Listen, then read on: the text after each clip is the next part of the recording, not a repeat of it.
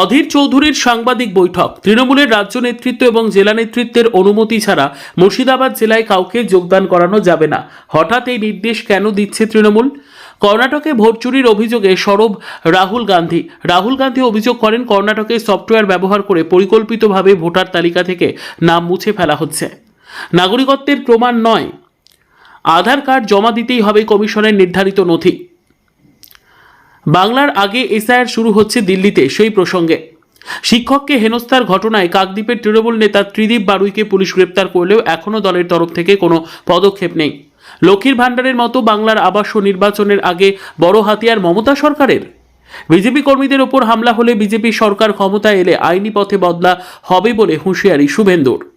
Bengal files দেখতে উড়িষ্যায় পাড়ি দিলীপ ঘোষের। সেই প্রসঙ্গে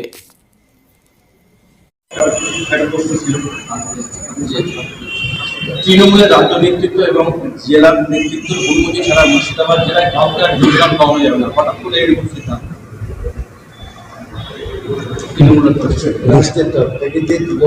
মুর্শিদাবাদে কাউকে জয়েন করা যাবে না, সেটা জয়েন করা যাবে রাজ্য থেকে আগে নির্দেশ দিতে হবে, তারপর জয়েন করা। জয়েনিং করা বন্ধ রাজ্যের নির্দেশ।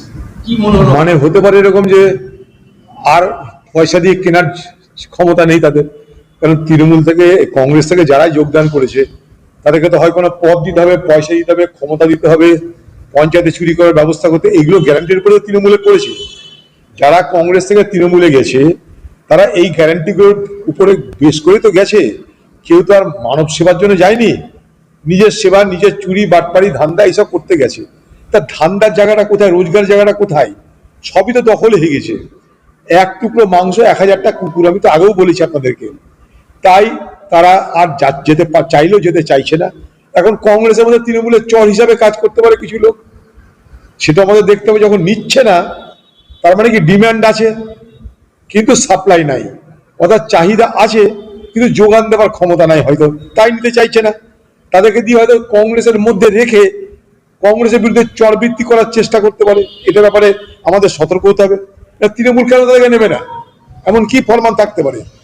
তারপর চাহিদা হয়তো কোথাও আছে কিন্তু জোগান নাই। যোগান মানে মাল করে দেওয়ার ক্ষমতা নাই, বাটপাড়ি করতে দেওয়ার সুযোগের ক্ষমতা নাই, পঞ্চায়েত লুট করতে দেওয়ার ক্ষমতা নাই। হতে পারে কংগ্রেসের অনেক লোক তো শেষের দিকে জয়েন করেছে, তারা কোনো পদ আর পাচ্ছে না।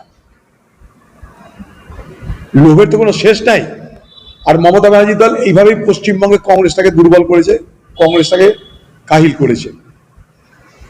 তা কে যাবে, কোথা থেকে যাবে আমরা জানি না। তৃণমূল নেবে কি নেবে না সেটা তাদের ব্যাপার। তবে তৃণমূলের লোকরা আমাদের মধ্যে আসছে, যোগদান করছে বিভিন্ন জায়গায়, এটুকু বলতে পারি। তৃণমূলের প্রতি তৃণমূল দলের কর্মীদের মোহভঙ্গ শুরু হয়ে গেছে। তারা কিন্তু কংগ্রেসের কথা বলছে, তারা কিন্তু কংগ্রেসের সঙ্গে যোগাযোগ বাড়াচ্ছে এবং তারা আজকে হয়তো কংগ্রেসে যোগদান করছে না, আগামী দিনে তারা কংগ্রেসে যোগদান করবে।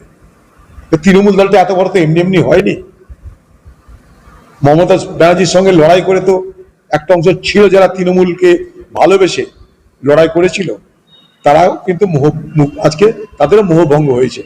তাই তৃণমূল দল থেকে কংগ্রেসের কিন্তু আগামী দিনে ট্রাফিক বাড়বে, অর্থাৎ আসার ব্যবস্থা বাড়বে। কর্ণাটকে ভোট চুরির